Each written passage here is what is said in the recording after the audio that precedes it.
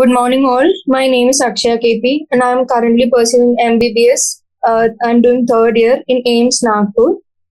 For NEET 2020, I had a rank of 2627 All India rank, and currently I'm in AIMS Nagpur. So, ഇന്ന് നമ്മൾ പഠിക്കാൻ പോകുന്ന chapter living world ആണ്. N C ആർട്ടിലെ first chapter. അപ്പൊ chapter തുടങ്ങുന്നതിന് മുമ്പ് എനിക്ക് കുറച്ച് ടിപ്സും ട്രിക്സും ഒക്കെ പറയാനുണ്ട്. അതെന്താന്ന് വെച്ചാൽ NCERT is the most basic thing that you can prepare. You can be prepared for NEET.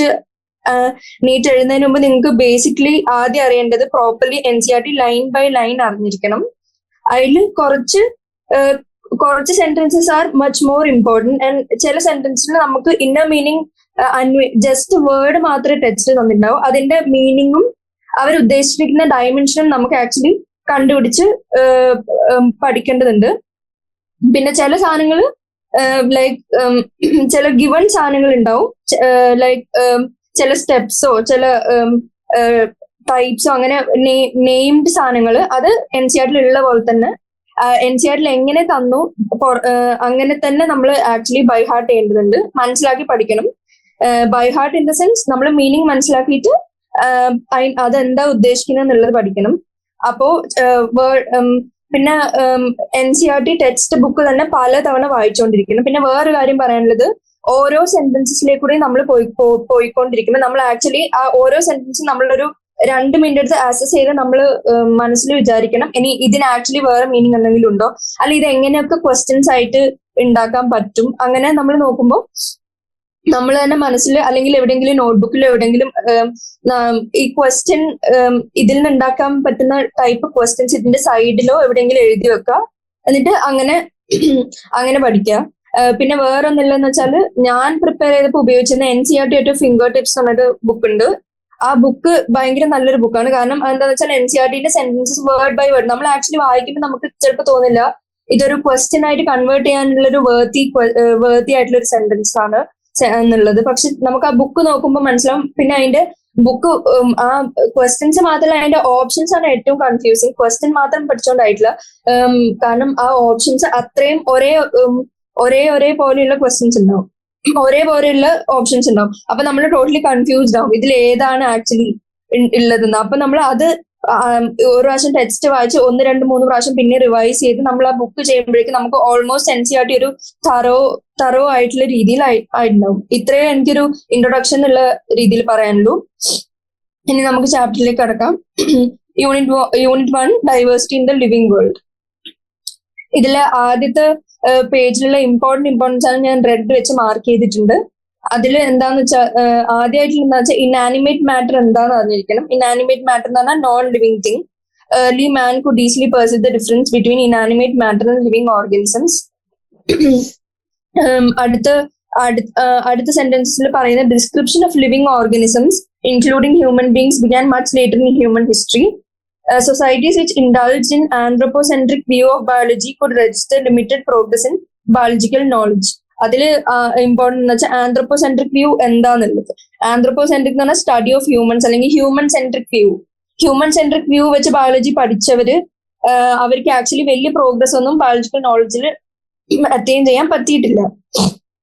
പിന്നെ നമ്മൾ അടുത്ത സെന്റൻസിൽ പറയുന്നത് systematic and monumental description of life forms brought in out of necessity, detailed systems of identification, nomenclature and classification. ആ സെന്റൻസിൽ ഏറ്റവും important എന്ന് വെച്ചാൽ എന്തൊക്കെ സാധനങ്ങൾ വെച്ചാണ് systematic and monumental description of life forms അതെങ്ങനെയാണ് നമുക്ക് ഡിസ്ക്രൈബ് ചെയ്യാൻ പറ്റിയത് അല്ലെങ്കിൽ സിസ്റ്റമറ്റൈസ് ചെയ്യാൻ പറ്റിയത്. അതിന്റെ 3 സാധനങ്ങളാണ് ഐഡന്റിഫിക്കേഷൻ, നോമൻക്ലേച്ചർ ആൻഡ് ക്ലാസിഫിക്കേഷൻ. പിന്നെ അടുത്ത sentence which can be made into a question is the biggest spin-off of such studies was the recognition of sharing of similarities among living organisms, both horizontally and vertically. Both horizontally and vertically. ഓരോ organisms അങ്ങോട്ടും ഇങ്ങോട്ടും എങ്ങനെ related, അതെങ്ങനെ different. പിന്നെ ഓരോ group of organisms in A bigger view. ഒരു bigger വ്യൂവിൽ നോക്കുമ്പോൾ ഓരോ സെക്ഷൻ നമ്മൾ ക്ലാസിഫൈ ചെയ്ത ഓർഗാനിസംസ് അങ്ങോട്ടും ഇങ്ങോട്ടും എങ്ങനെയാണ് അവരുടെ ഹൊറിസോണ്ടൽ ആൻഡ് വെർട്ടിക്കൽ റിലേഷൻ. ആ ഹൊറിസോണ്ടലി ആൻഡ് വെർട്ടിക്കലി അതൊരു MCQ ഓപ്ഷൻ ആയിട്ട് ചിലപ്പോൾ വരാനുള്ള രീതിയിൽ ഒരു ക്വസ്റ്റ്യൻ ഉണ്ടാവാൻ സാധ്യതയുണ്ട്. പിന്നെ ആ പേജിൽ ആകെ ഇത്രയേ ഉള്ളൂ കുറച്ച് ഇമ്പോർട്ടൻറ്റ്. ഇനാനിമേറ്റ് മാറ്റർ എന്താ, ആന്ത്രോപോസെൻട്രിക് വ്യൂ എങ്ങനെയാ, പിന്നെ ഐഡന്റിഫിക്കേഷൻ, നോമൻക്ലേച്ചർ ആൻഡ് ക്ലാസിഫിക്കേഷൻ. ഞാൻ ഈ അണ്ടർലൈൻ ചെയ്തിരിക്കുന്ന സാധനങ്ങളൊക്കെ ഒരു പോസിബിൾ MCQ ഓപ്ഷൻ ആയിട്ട് കൺസിഡർ ചെയ്ത് നിങ്ങൾ ക്വസ്റ്റ്യൻ ഫിഗർ ഔട്ട് ചെയ്തെടുക്കണം. ഇനി നമുക്ക് അടുത്ത പേജിലേക്ക് പോവാം. First page is about Ernest Meyer. ഇതിലെ ഇമ്പോർട്ടൻറ്റ് സാധനങ്ങൾ പ്രീവിയസ് ഇയർ ക്വസ്റ്റ്യൻസ് ആയിട്ട് വന്ന് ഞാൻ ഓറഞ്ചിൽ അണ്ടർലൈൻ ചെയ്ത് വെച്ചിട്ടുണ്ട്. പിന്നെ കുറച്ച് ഇമ്പോർട്ടൻ്റ് ആണെന്ന് തോന്നുന്നത് റെഡിലും അണ്ടർലൈൻ ചെയ്തിട്ടുണ്ട്. ഫസ്റ്റ് പോസിബിൾ ക്വസ്റ്റ്യൻ എന്ന് വെച്ചാൽ ഈ പേജ് വായിക്കുമ്പോൾ നിങ്ങൾ ആദ്യം അറിഞ്ഞിരിക്കേണ്ട ഏർണസ്റ്റ് മെയർ ആക്ച്വലി ആരായിരുന്നു. അവർ ഓപ്ഷനിൽ സുവോളജിസ്റ്റ്, ബയോളജിസ്റ്റ്, ബോട്ടണിസ്റ്റ്, അങ്ങനെ പല രീതിയിലും എവല്യൂഷനിസ്റ്റ്, അങ്ങനെ പല രീതിയിലും തരാം. അപ്പൊ നിങ്ങൾക്ക് അറിഞ്ഞിരിക്കാൻ അയാൾ കൃത്യമായിട്ടും ഒരു എവല്യൂഷണറി ബയോളജിസ്റ്റ് ആയിരുന്നു. പിന്നെ അയാൾ എന്ത് പേരിലാണ് അറിയപ്പെട്ടത് അതും നമ്മൾ വ്യക്തമായി അറിഞ്ഞിരിക്കണം. The Darwin of 20th century. ചിലപ്പോൾ ഇങ്ങനെയും ചോദിക്കാം, ഡാർവിൻ ഓഫ് 20th century ആരായിരുന്നു? അങ്ങനെ ചോദിച്ചാൽ നമുക്ക് ആക്ച്വലി പറയാൻ പറ്റണം ഏർണസ്റ്റ് മെയർ ആയിരുന്നു. കാരണം എല്ലാ ചാപ്റ്ററിന് മുമ്പിലും അതിൻ്റെതായ സയന്റിസ്റ്റ്. ഇപ്പോ ഒരു chapter one at a time നോക്കുമ്പോൾ നിങ്ങൾക്ക് തോന്നും it is easier to say Darwin of 20th century Ernst Mayr ആണ്. പക്ഷെ നമ്മൾ എല്ലാ ചാപ്റ്ററും NCERT-ലെ എല്ലാ ചാപ്റ്ററും ഒരുമിച്ച് പഠിച്ചു കഴിഞ്ഞ് ലാസ്റ്റ് നമ്മൾ നോക്കുമ്പോൾ നമുക്ക് മനസ്സിലാവും നമ്മൾ ആക്ച്വലി കൺഫ്യൂസ്ഡ് ആവും. കാരണം കുറെ സയന്റിസ്റ്റിന്റെ എല്ലാ യൂണിറ്റ്സിന്റെ ഫ്രണ്ടിൽ കൊടുത്തിട്ടുണ്ട്. അപ്പൊ നമ്മൾ എങ്ങനെയെങ്കിലും നിങ്ങൾക്ക് എങ്ങനെയാ കംഫർട്ടബിൾ എന്നുള്ള രീതിയിൽ അങ്ങനെ ആക്കും. ഒന്നിക്കലും എന്തെങ്കിലും ന്യൂമോണിക്സ് വെച്ച് Darwin of 20th century Ernst Meyer ആന്ന് പഠിക്കാം. അല്ലെങ്കിൽ നിങ്ങൾക്ക് അത്ര ഉറപ്പായിട്ടിരിക്കണം ഇതെങ്ങനെ വന്നാലും നിങ്ങൾക്ക് ഇങ്ങനെ എഴുതാൻ പറ്റുന്നുള്ളൂ. അപ്പൊ അതിൻ്റെതായ ടൈംസ് ഓഫ് റിവിഷനും വേണ്ടി വരും. അപ്പൊ ഫസ്റ്റ് ക്വസ്റ്റ്യൻ എവല്യൂഷൻ, അയാൾ ആരായിരുന്നു? Evolutionary biologist. രണ്ടാമത്തെ ക്വസ്റ്റ്യൻ, അയാൾ എന്ത് പേരിൽ അറിയപ്പെട്ടത്? The Darwin of 20th century, അല്ലെങ്കിൽ ഡാർവിൻ ഓഫ് 20th century ആരാ? Ernest Meyer. ഇനി അടുത്ത ക്വസ്റ്റ്യൻ, ഇയാളുടെ കോൺട്രിബ്യൂഷൻ, അയാൾ പയനിയർ ചെയ്ത മേജർ കോൺട്രിബ്യൂഷൻ എന്താണെന്നുള്ളത്. അതെന്താന്ന് ചോദിച്ചാൽ നമുക്ക് അറിഞ്ഞിരിക്കണം. Currently accepted definition of A biological species അത് കൊണ്ടുവന്നത് ഇയാളാണ്. അപ്പൊ നമ്മൾ ആദ്യത്തെ സയന്റിസ്റ്റിനെ കുറിച്ച് പഠിച്ചു. അതിന്റെ മേജർ സാധനം അയാൾ ആരായിരുന്നു? Evolutionary biologist. അയാളുടെ പേര്, അയാൾ എന്ത് പേരിൽ അറിയപ്പെട്ടു? Darwin of 20th century. പിന്നെ അയാൾ എന്തിലാണ് പയനീർ ചെയ്തത്? അതെന്താ? Currently accepted definition of A biological species. ഈ പേജിൽ ഇത്രയാണ് മെയിൻ സാധനങ്ങൾ. ഇനി നിങ്ങൾക്ക് ഇതിപ്പോ ഫസ്റ്റ് ലുക്കിൽ നിങ്ങൾക്ക് ഒരു സാധനം ഒരു 1 hour ഇപ്പൊ എങ്ങനെയാ നിങ്ങൾക്ക് റിവൈസ് ചെയ്യാന്ന് വെച്ചാൽ ഇത് മേജർ സാധനം. ഇനി നിങ്ങൾക്ക് അതിന് കൂടുതൽ ടൈം ഉണ്ട്, അല്ലെങ്കിൽ സെക്കൻഡും തേർഡും ഫോർത്തും റിവിഷന് ടൈം ഉണ്ട് എന്നുണ്ടെങ്കിൽ നിങ്ങൾക്ക് ബാക്കിയുള്ള സെന്റൻസിലേക്ക് കൂടി പതുക്കെ ഗോ ത്രൂ ചെയ്ത് ഓരോ സെന്റൻസസും പതുക്കെ മനസ്സിലാക്കാനുള്ള ടൈം ഉണ്ടെങ്കിൽ അങ്ങനെയും ചെയ്യാം. ഇതിപ്പോ ഞാനൊരു ഫസ്റ്റ് വ്യൂവിൽ എങ്ങനെ ഒരു ഇമ്പോർട്ടൻറ്റ് സാധനങ്ങൾ നമുക്ക് എങ്ങനെ അണ്ടർസ്റ്റാൻഡ് ചെയ്യാന്നുള്ളത് ജസ്റ്റ് പറഞ്ഞു പോവാണ് ചെയ്യുന്നത്. ഇനി നമുക്ക് ആക്ച്വലി ചാപ്റ്ററിലേക്ക് പോവാം. Living world chapter 1. ആദ്യം നമുക്ക് പോസിബിൾ ക്വസ്റ്റ്യൻ അല്ലെങ്കിൽ അങ്ങനെ യൂണിറ്റ് മാറ്റി തന്നാൽ നമുക്ക് എങ്ങനെയായാലും ആൻസർ ചെയ്യാൻ പറ്റുന്ന രീതിയിൽ നമ്മൾ അത്രയും പ്രാവശ്യം പ്രിപ്പയർഡ് ആയിരിക്കും. അപ്പൊ ഈ പേജിൽ number of species that are known and described എത്രയാന്നുള്ളത് നമ്മൾ പഠിച്ചു. ഇനി നമ്മൾ അടുത്ത പേജിലേക്ക് പോവാം. ഇതിന്റെ എൻഡിൽ ഇപ്പൊ ഞാൻ ഫസ്റ്റ്ലി പറയുന്നത് ആക്ച്വലി മേജർ സാധനങ്ങളാണ്. എന്നിട്ട് ഇതിന്റെ എൻഡിൽ എക്സസൈസും ഡിസ്കസ് ചെയ്ത് സമയം ബാക്കി ഉണ്ട് എന്നുണ്ടെങ്കിൽ ഞാൻ വേർഡ് ബൈ വേർഡ് വേണമെങ്കിൽ എക്സ്പ്ലെയിൻ ചെയ്യാൻ റെഡിയാണ്. പിന്നെ നമ്മൾ ഈ ചാപ്റ്ററിലേക്ക് പോകുമ്പോൾ ഇനി അടുത്ത കാര്യം ദ പേർപ്പസ് ഓഫ്, നമ്മൾ എന്തിനാണ് ക്ലാസിഫൈ ചെയ്യുന്നത്, അല്ലെങ്കിൽ നമ്മൾ എന്തിനാണ് ഈ ഹോൾ ചാപ്റ്റർ പഠിക്കുന്നതിന്റെ ഉദ്ദേശം എന്താണ് എന്നുള്ളതാണ്. അതിൽ നമ്മൾ ഈ ഇതിൽ പറഞ്ഞിരിക്കുന്നത് വെച്ചാല് നമ്മുടെ ഭൂമിയിൽ millions of plants and animals ഉണ്ട്. നമ്മുടെ ഇത്രയും മില്യൺസ് ഓഫ് പ്ലാന്റ്സ് ആൻഡ് ആനിമൽസിനെ നമ്മുടെ സയന്റിസ്റ്റ്സ് ക്ലാസിഫൈ ചെയ്യാൻ അല്ലെങ്കിൽ പഠിക്കാൻ തുടങ്ങിയപ്പോൾ അവർ വിചാരിച്ചു എല്ലാത്തിനും വൺ ബൈ വൺ ഓരോന്നിനെ എടുത്ത് പഠിച്ച് ഒരു മേജർ കമ്പാരിസൺ ഇല്ലാണ്ട് പഠിക്കുന്നത് മീനിങ്ലെസ് ആണെന്ന് അവർക്ക് മനസ്സിലായി. പോരാത്തതിന് ഇത്രയും millions of plants and animals already ഉണ്ട്, ന്യൂ ഓർഗാനിസംസ് കണ്ടിന്യൂസ്ലി ഐഡന്റിഫൈ കൂടി ചെയ്യപ്പെടുകയാണ്. അപ്പൊ it makes it more difficult. ഇതെങ്ങനെ എല്ലാത്തിനും ഒരു വൺ ബുക്കിലേക്ക് കൊണ്ടുവരാൻ പറ്റിയാൽ അത് എങ്ങനെ എല്ലാത്തിനെയും ബ്രീഫ് ചെയ്യാന്നുള്ളത് it would be very difficult. അപ്പൊ അങ്ങനെ നോക്കുമ്പോഴാണ് അവർക്ക് തോന്നി there is a need for classification എന്ന് പറഞ്ഞാൽ ഒരു ഓർഗാനിസം നമ്മൾ കണ്ടുപിടിച്ചു, ആ ഓർഗാനിസമിന് ഒരു സ്റ്റാൻഡേർഡൈസ്ഡ് നെയിം കൊടുത്തു. ആ സ്റ്റാൻഡേർഡൈസ്ഡ് നെയിം കൊടുക്കുന്ന എന്തിനാന്ന് വെച്ചാൽ നമുക്ക് ഏത് പാർട്ട് ഓഫ് വേൾഡിൽ എവിടുത്തെ സയന്റിസ്റ്റ് നോക്കിയാലും നമ്മൾ ഫൈനലി നമ്മളൊരു ബേസിക് ബുക്ക് പ്രിപ്പയർ ചെയ്യുന്നുണ്ടെങ്കിൽ ആ ബുക്കിലേക്ക് എല്ലാവർക്കും മനസ്സിലാവുന്ന, അല്ലെങ്കിൽ ഒരു സ്റ്റാൻഡേർഡൈസ്ഡ് സാധനം. ഇപ്പൊ ഒരേ സാധനത്തിന് ഇപ്പൊ മാങ്ങ എന്നുള്ളൊരു സാധനത്തിന് മാംഗോ എന്ന് വിളിക്കും, ഹിന്ദിയിൽ വേറെ വിളിക്കും, ആം എന്ന് വിളിക്കും, അങ്ങനെ ഓരോ ലാംഗ്വേജിൽ ഓരോന്ന് വിളിക്കും. പക്ഷെ ഈ നമ്മള് ആസ് എ ഹോൾ നോക്കുമ്പോൾ നമുക്ക് ടോട്ടലി എങ്ങനെയാ എവിടെ ഏത് പൊസിഷനിലാണ് കിടക്കുന്നത്, അല്ലെങ്കിൽ ഇനിയിപ്പോ നമ്മുടെ കണ്ടുപിടിച്ച നമ്മുടെ ലൊക്കാലിറ്റിയിലുള്ള സാധനം തന്നെ ഇത് പുറത്തുള്ള ഒരു സയന്റിസ്റ്റ് വേറെ എവിടെയും കണ്ടുപിടിച്ചാൽ അത് ഇതന്നെയാണോ, അവർക്ക് അത് കൺഫേം ചെയ്യാൻ, അല്ലെങ്കിൽ അങ്ങനത്തെ ഫൈൻഡിങ്സ് നോട്ട് ചെയ്യുന്നുണ്ടെങ്കിൽ അവർക്ക് ആദ്യം സ്റ്റാൻഡർഡൈസേഷൻ ചെയ്യണം. ഒരു ബേസിക് ഒരു nomenclature, standardised same name all over the world കൊടുക്കണം. ആ പേരിനാണ് നമ്മൾ നോമൻക്ലേച്ചർ എന്ന് വിളിച്ചത്. അപ്പൊ നമ്മൾ പറയാണ് there is a need to standardize the name of living organisms such that a particular organism is known by the same name all over the world. ഏത് ഭൂമിയിലെ ഏത് പാട്ട് നോക്കിയാലും ആ ഓർഗാനിസമാണ് ഇത് എന്ന് എല്ലാവർക്കും മനസ്സിലാവുന്ന രീതിയിലുള്ള ഒരു സ്റ്റാൻഡർഡൈസ്ഡ് സെയിം നെയിം കൊടുക്കണം. ആ പ്രോസസ്സിന് പറയുന്നതാണ് നോമൻക്ലേച്ചർ. ഓക്കെ, അപ്പൊ നമ്മൾ ആദ്യം നോമൻക്ലേച്ചർ കണ്ടു. പിന്നെ പറയാണ് നോമൻക്ലേച്ചർ നമുക്ക് എപ്പോഴേ ചെയ്യാൻ പറ്റൂ. നമുക്കൊരു സാധനത്തിന് ഇതാണ്, ഇത് മാങ്ങയാണ്, അല്ലെങ്കിൽ ഇത്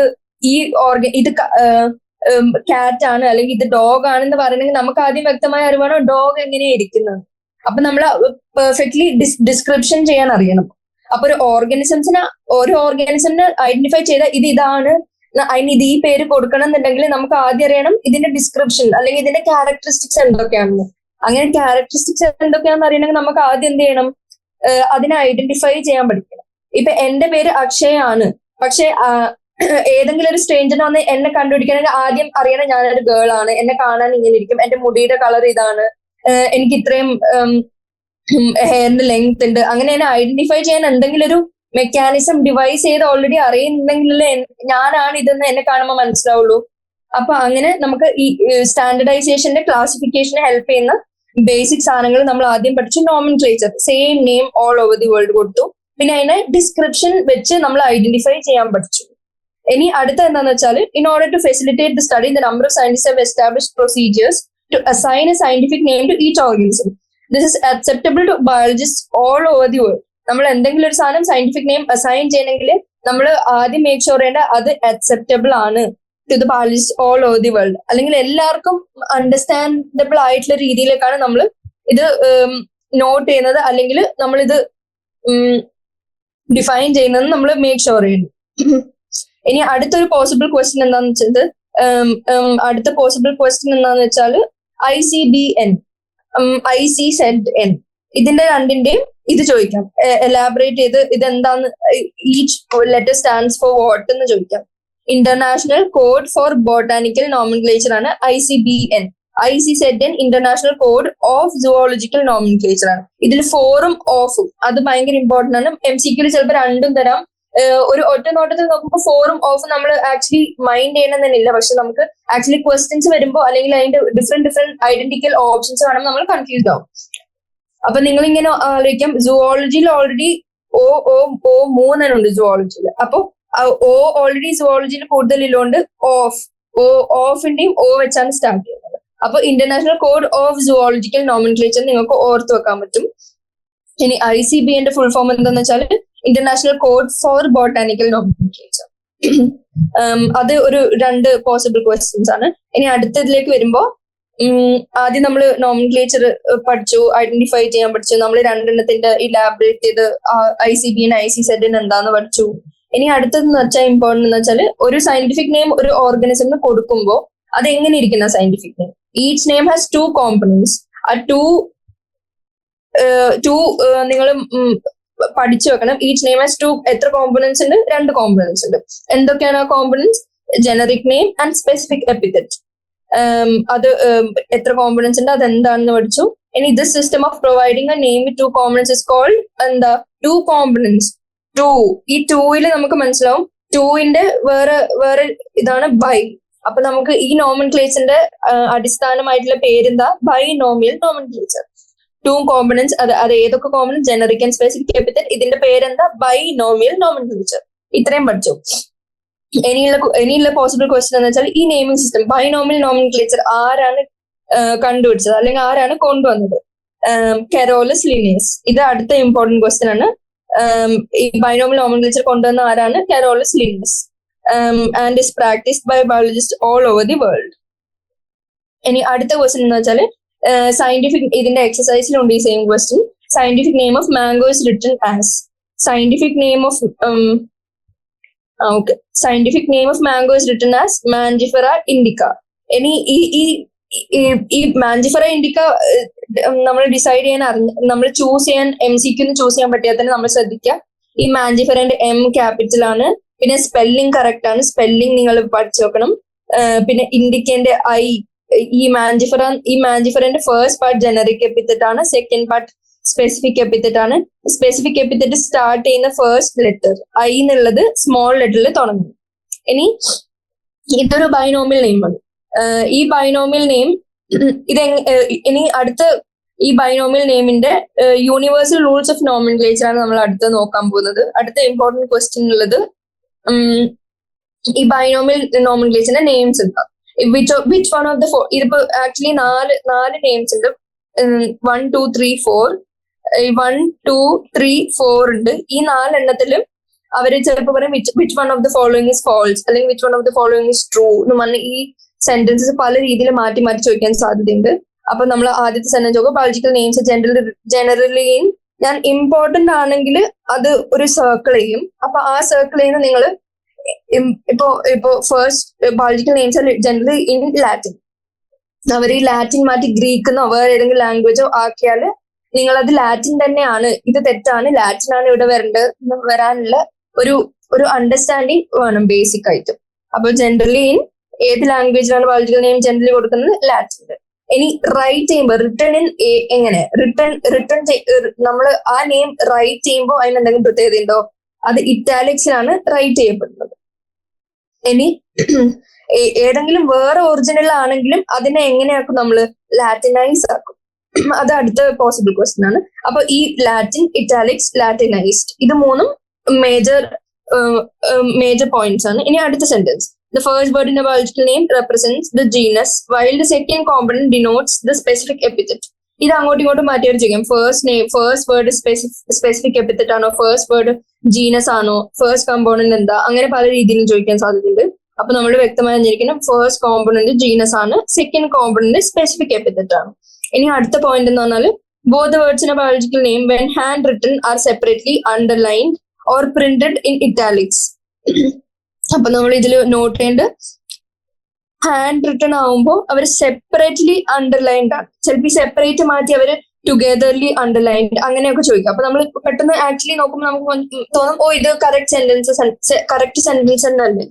പക്ഷെ നമ്മൾ വേർഡ് ബൈ വേർഡ് ഒന്ന് നല്ലോണം അസസ് ചെയ്യുമ്പോൾ നമ്മൾ മനസ്സിലാവും സെപ്പറേറ്റ്ലി ആണ് അണ്ടർലൈൻ ചെയ്യേണ്ടത്, ഒരുമിച്ചല്ല.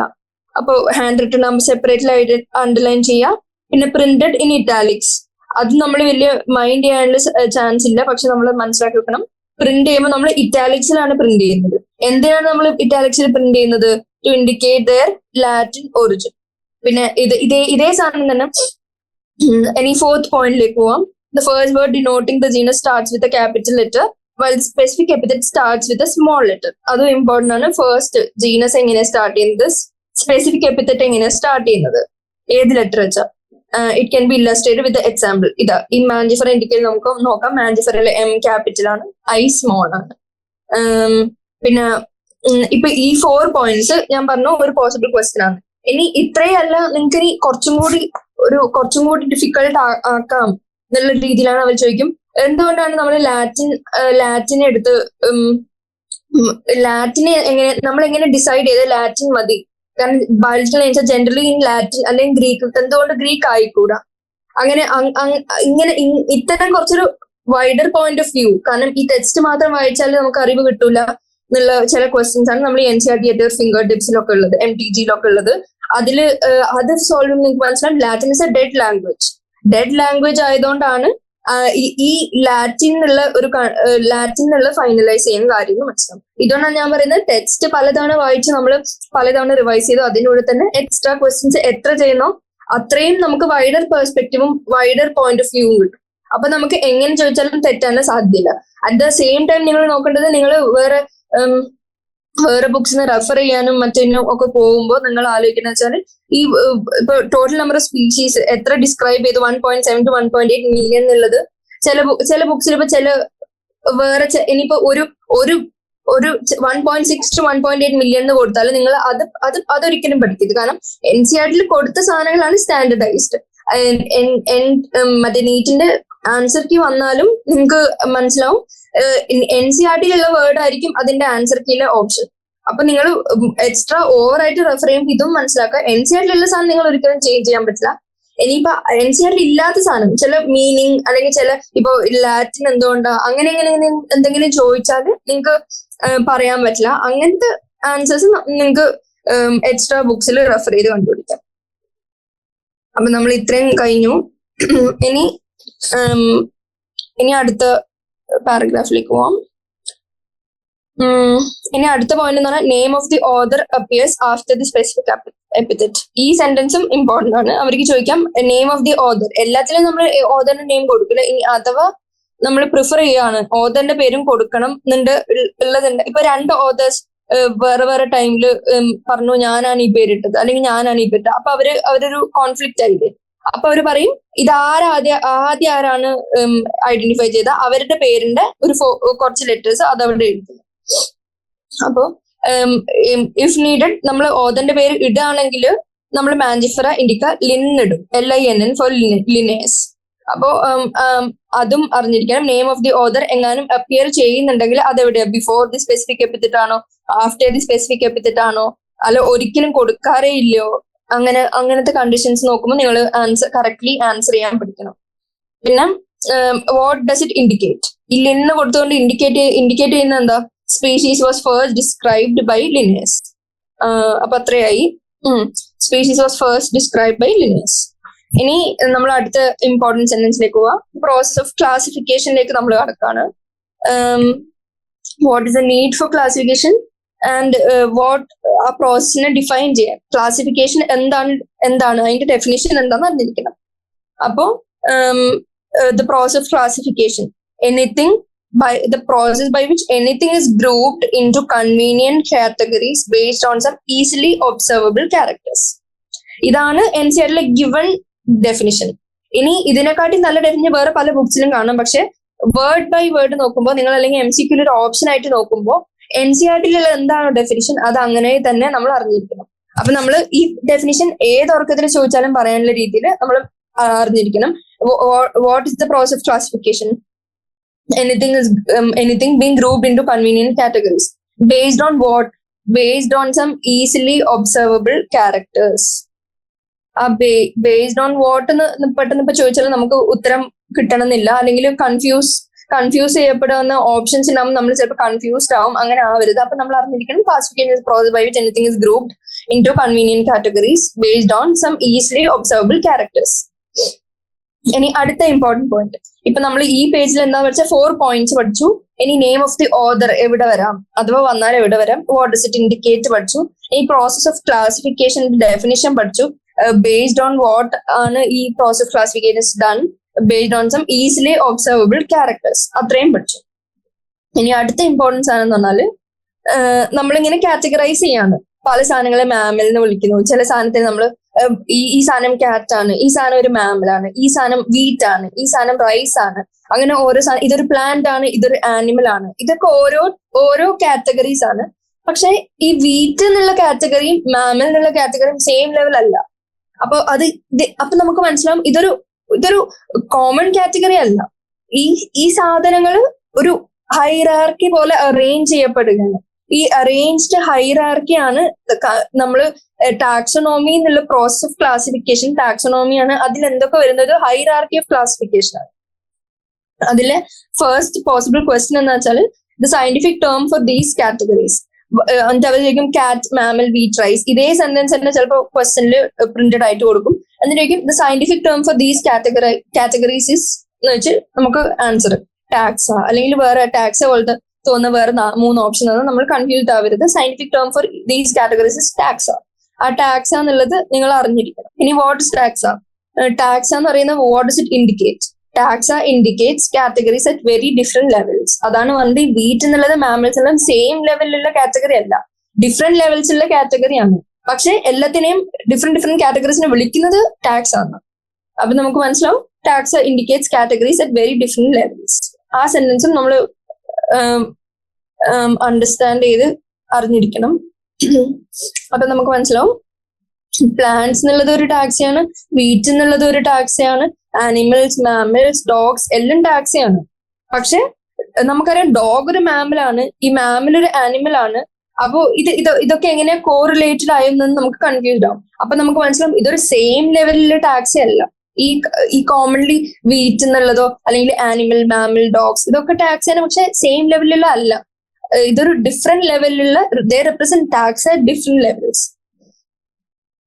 ഇത്രയും മനസ്സിലാക്കുമ്പോൾ ഇനി അടുത്ത പോയിന്റിലേക്ക് പോവാം. Based on characteristics, all living organisms can be categorized into different taxa. The process of classification is taxonomy. ആ പ്രോസസ് എന്താണെന്ന് ചോദിച്ചു ടാക്സോണമി ആൻസർ ആയിട്ട് വരാം, അല്ലെങ്കിൽ വാട്ട് ഇസ് ടാക്സോണമി എന്ന് വന്ന് 4 ഓപ്ഷൻ തരാം. Based on characteristics living organisms can be classified into different taxa. അതിന്റെ ഓരോ സെന്റൻസും അങ്ങോട്ടും ഇങ്ങോട്ടും മാറ്റിയെല്ലാം ചോദിക്കാം. അപ്പൊ ആ സെന്റൻസസ് ഇമ്പോർട്ടന്റ്, ആ പിങ്ക് അണ്ടർലൈൻ ചെയ്തിരിക്കുന്നതൊക്കെ ഇമ്പോർട്ടന്റ് ആണ്. അത് വേർഡ് ബൈ വേർഡ് അണ്ടർസ്റ്റാൻഡ് ചെയ്ത് പഠിച്ചു വെക്കണം.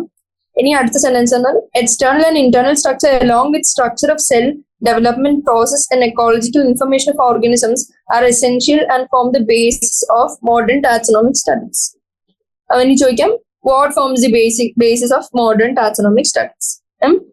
ഇനി എന്നിട്ട് അടുത്ത ടൈപ്പ് ഓഫ് ക്വസ്റ്റ്യൻ എന്നുള്ളത് എന്താ, 1 എന്ന് പറഞ്ഞ് നിങ്ങൾക്ക് പറയും എക്സ്റ്റേണൽ ആൻഡ് ഇന്റേണൽ സ്ട്രക്ചർ. 2 എന്ന് പറഞ്ഞ് നിങ്ങൾക്ക് കൊടുക്കാം സ്ട്രക്ചർ ഓഫ് സെൽ. 3 എന്ന് പറഞ്ഞു കൊടുക്കാം ഡെവലപ്മെന്റ് പ്രോസസ്. 4 എന്ന് പറഞ്ഞു കൊടുക്കാം ഇക്കോളജിക്കൽ ഇൻഫർമേഷൻ ഓഫ് ഓർഗാനിസംസ്. ഇത്രയും ഈ 1, 2, 3, 4 ഈ 4 സാധനങ്ങളും കൊടുത്തിട്ട് ഇനി MCQ ഓപ്ഷൻസ് എന്ന് പറയുന്നത് A ഓപ്ഷൻ ചിലപ്പോൾ ഇതായിരിക്കും 1 ഓൺലി, B ഓപ്ഷൻ ഇതായിരിക്കും 1 and 2 ഓൺലി, C എന്ന് പറഞ്ഞാൽ എന്തായിരിക്കും 1, 2, 3, അല്ലെങ്കിൽ D എന്ന് പറയുന്നത് എന്താ 1, 2, 3, 4 അങ്ങനെയായിരിക്കും. അപ്പൊ നമ്മൾ ആക്ച്വലി കൺഫ്യൂസ് ആവും. ഇനി അവർക്ക് വേണമെങ്കിൽ ഈ 2 എന്നുള്ള ഓപ്ഷൻ ഇതിൽ ആക്ച്വലി വരുന്നത് സ്ട്രക്ചർ ഓഫ് സെല്ലാണ്. അവരെ ധരിച്ച സ്ട്രക്ചർ ഓഫ് വേറെ എന്തെങ്കിലും സ്ട്രക്ചർ ഓഫ് ന്യൂക്ലിയസ്നോ അങ്ങനെ വേർഡ് ബൈ വേർഡ് മാറ്റിയിട്ട് അപ്പൊ അങ്ങനെ വരുമ്പോൾ നമുക്ക് മനസ്സിലാവും 2 എഴുതാൻ പാടില്ല, കാരണം 2 വരുന്ന സ്ട്രക്ചർ ഓഫ് സെല്ലും മാത്രമാണ്. അപ്പൊ 2 വരുന്ന ഓപ്ഷനൊക്കെ തെറ്റി ആൻസർ A ആവും. അല്ലെങ്കിൽ ഇതേ വേർഡ് ബൈ വേർഡ് കറക്റ്റ് ആണ് കൊടുത്തിട്ടുണ്ടെങ്കിൽ ആൻസർ 1, 2, 3, 4 എന്നുള്ളതാണ്.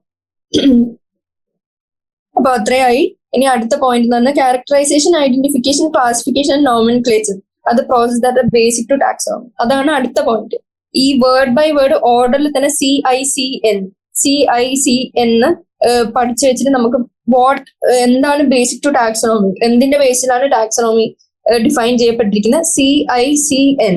ഈ C എന്താ ക്യാരക്ടറൈസേഷൻ, ഐഡന്റിഫിക്കേഷൻ, ക്ലാസിഫിക്കേഷൻ, നോമൻക്ലേച്ചർ. അത് മൈന്യൂട്ട് ഡിഫറൻസ് അല്ലേ. ഇപ്പൊ അവർ ഐഡന്റിഫിക്കേഷൻ പകരം വെച്ച് കൊടുക്കുന്ന വേറെ എന്തെങ്കിലും വേർഡ് തന്നെ കൊടുത്താലും അത് തെറ്റാന്നുള്ള കണ്ടുപിടിക്കാനുള്ള ബേസിക് കോമൺ സെൻസ് നമുക്ക് ഉണ്ടായിരിക്കണം. അപ്പൊ ആ ക്വസ്റ്റ്യൻ കഴിഞ്ഞു. ഇനി അടുത്തെന്ന് പറഞ്ഞാല് ഞാൻ അടുത്ത ഇമ്പോർട്ടൻറ്റ് സെന്റൻസ് അണ്ടർലൈൻ ചെയ്തിരുന്ന earliest classification were based on what. Earliest classification uses വെച്ചാണ്, ഓർഗാനിസത്തിന്റെ യൂസസ് വെച്ചാണ് ഡിഫൈൻ ചെയ്യപ്പെട്ടിരുന്നത്. അപ്പൊ അവർ ചോദിക്കും ഏർലിയസ്റ്റ് ക്ലാസിഫിക്കേഷൻ എന്ത് വെച്ചാണ് പറഞ്ഞിരുന്നതെന്ന് ചോദിച്ചാൽ നമുക്ക് പറയാൻ പറ്റണം യൂസസ് വെച്ചാണ് ഡിഫൈൻ ചെയ്യപ്പെട്ടിരിക്കുന്നത്. ഇനി അടുത്ത സെന്റൻസിലേക്ക് പോവാണ്. Human beings were since long not only interested in knowing more about different kinds of organisms and the diversities, but also the relationships among them. This branch of study was referred to as systematics. അപ്പൊ നമുക്ക് അടുത്ത question എന്ന് പറഞ്ഞാൽ systematics എന്താണ് define, what systematics. അപ്പൊ നമുക്ക് അറിഞ്ഞിരിക്കണം relationships among organisms ആണ് സിസ്റ്റമാറ്റിക്സ്. ഇതിന്റെ പെർട്ടിക്കുലർലി ഇതിന്റെ വേർഡ് ബൈ വേർഡ് ഡെഫിനിഷൻ അറിഞ്ഞിരിക്കണം. ഇനി അടുത്ത ക്വസ്റ്റ്യനിൽ വേർഡ് സിസ്റ്റമാറ്റിക്സ് ഡിറൈവ്ഡ് ഫ്രം ഏത് ലാംഗ്വേജ് വിച്ച് വേർഡ്.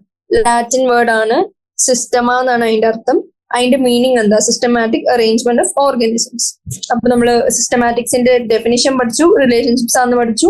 അത് ആ വേർഡ് സിസ്റ്റമാറ്റിക്സ് ഡിറൈവ് ചെയ്ത് ഏത് ലാംഗ്വേജാ, ലാറ്റിൻ ആണെന്ന് പഠിച്ചു. ലാറ്റിൻ വേർഡിലെ ഏത് വേർഡ് എന്നാണ്, സിസ്റ്റമ ആണ് പഠിച്ചു. സിസ്റ്റമന്റെ മീനിങ് എന്താ, സിസ്റ്റമ എന്ന വേർഡിന്റെ മീനിങ് എന്താ, സിസ്റ്റമാറ്റിക് അറേഞ്ച്മെന്റ് ഓഫ് ഓർഗാനിസംസ് ആണ് പഠിച്ചു.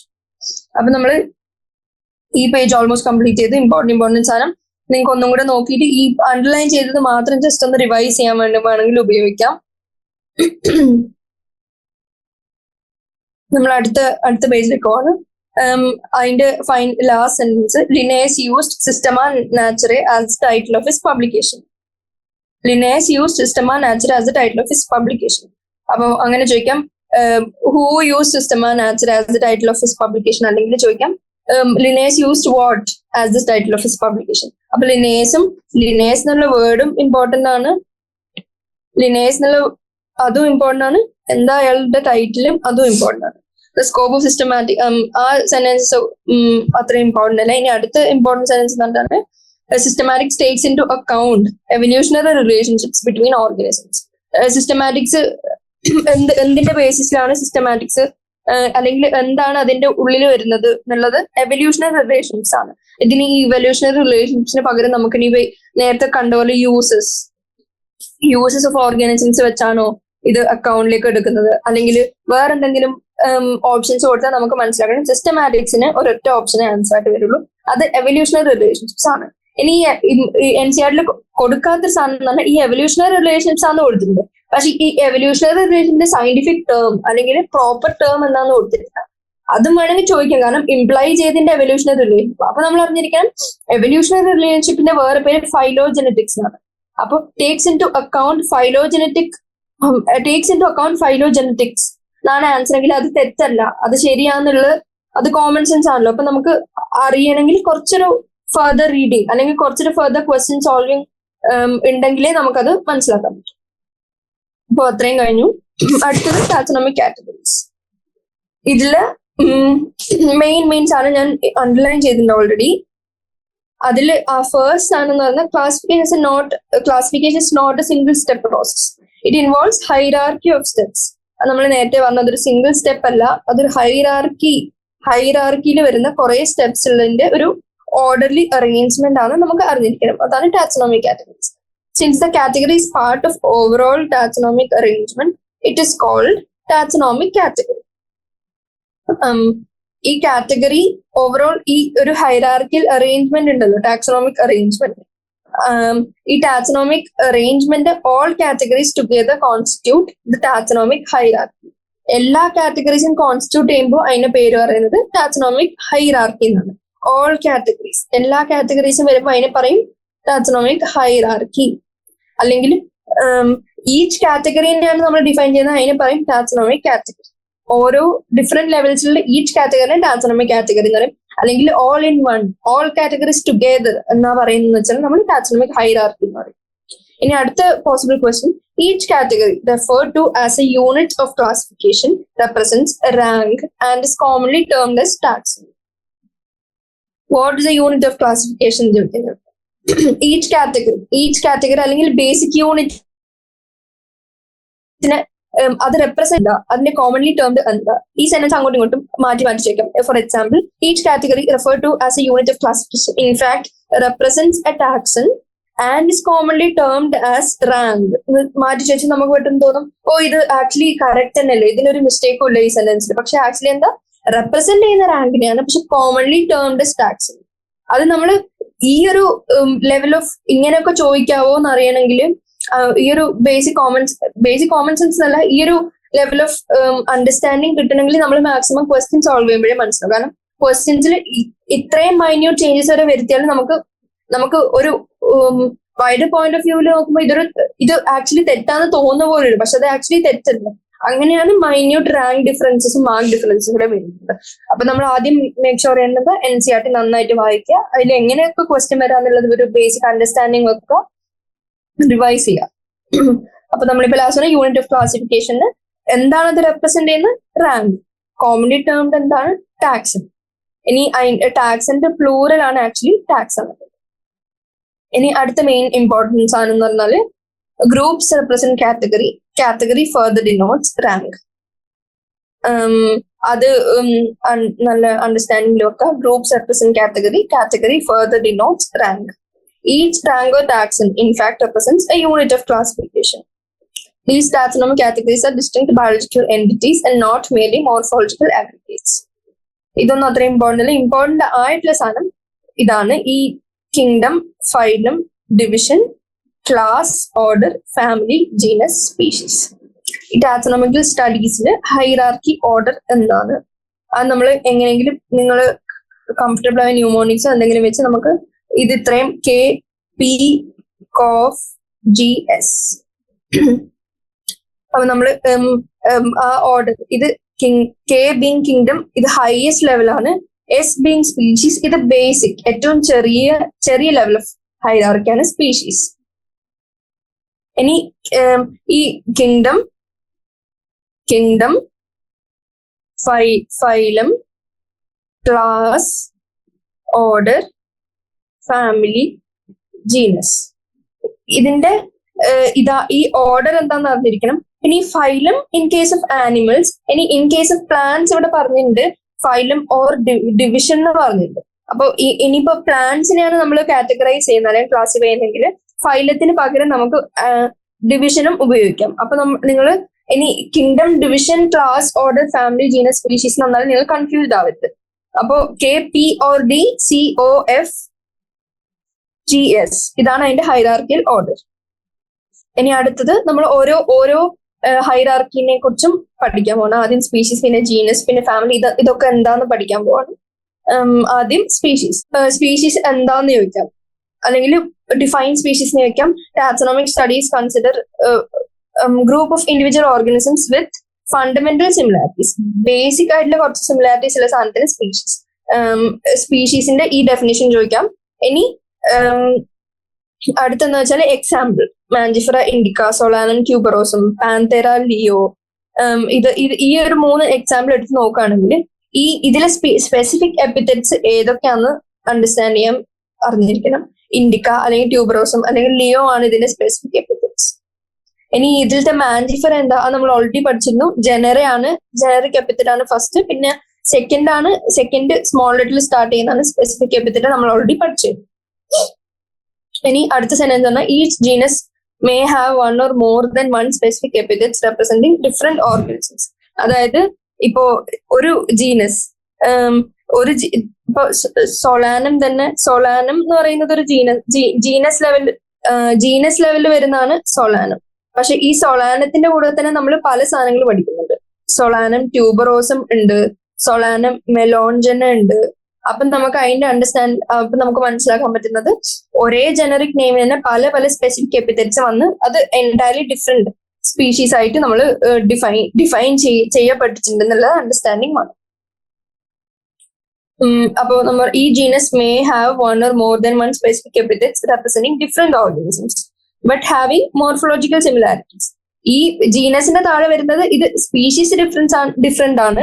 ഇനി ഓരോ സ്പീഷീസിലും ചില ബേസിക് ഫണ്ടമെന്റൽ സിമിലാരിറ്റീസ് മോർഫോളജിക്കലി ഉണ്ടാവാനും സാധ്യതയുണ്ട്.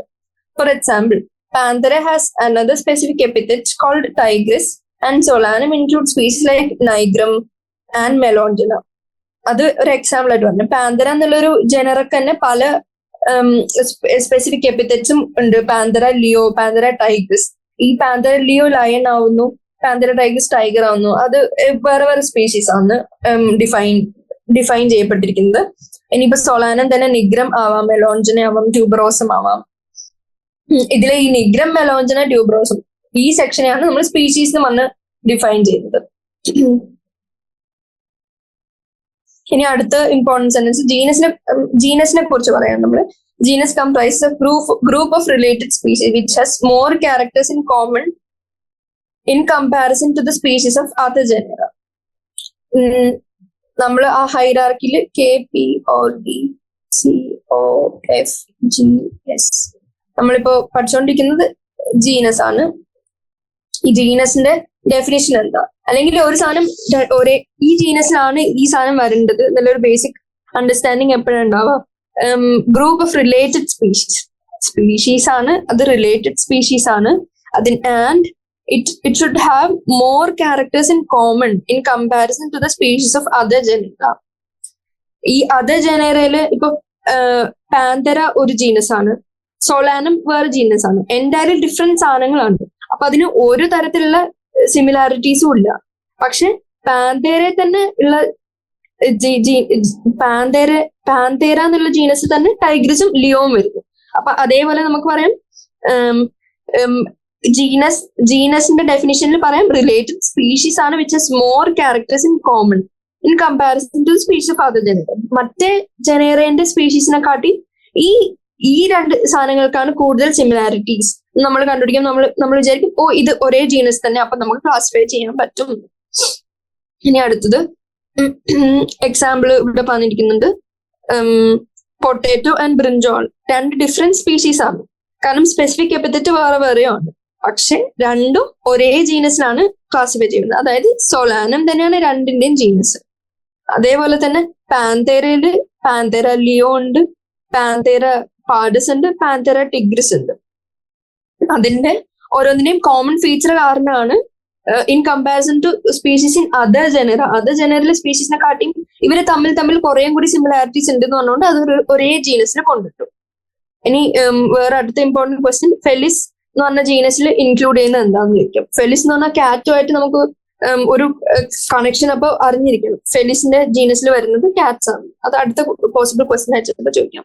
ഇനി അടുത്ത ഫാമിലി എന്ന് പറഞ്ഞാൽ ഈ ഫാമിലി എന്ന് പറഞ്ഞാൽ അടുത്ത ഹൈറാർക്കിക്കൽ ലെവലായി. ഫാമിലിയിൽ എന്താ വരുന്നത്, കുറെ റിലേറ്റഡ് ജനേറ വരുമ്പോഴാണ് അത് ഒരു ഫാമിലിയിൽ കൊണ്ടുണ്ടാകും. കുറെ ഡിഫറെന്റ് ജനേറ, പക്ഷെ അത് റിലേറ്റഡ് ആണെന്ന് മനസ്സിലാക്കുമ്പോൾ അവരൊരു ഫാമിലിയിലാണ് നമുക്ക് ഐഡന്റിഫൈ ചെയ്യാൻ പറ്റും. ഇനി ഫാമിലീസ് എങ്ങനെയാണ് ക്യാരക്ടറൈസ് ചെയ്യപ്പെട്ടിരിക്കുന്നത്? Families are characterised on the base of both vegetative and reproductive features of plant species. ആ സെന്റൻസ് ഒരു 10 പ്രാവശ്യം വായിച്ച് അങ്ങനെ തന്നെ ബൈ ഹാർട്ട് ചെയ്ത് വെക്കുന്നതായിരിക്കും നല്ലത്. അത് അത്ര ഇമ്പോർട്ടന്റ് ആണ്. ഇനി among plants 3 different genera Solanum, Petunia, Datura are place in the same family. അതായത് അപ്പൊ നമ്മൾ അറിഞ്ഞിരിക്കണം സൊളാനേസിയെ എന്നുള്ളത് ഒരു ഫാമിലിയാണ്.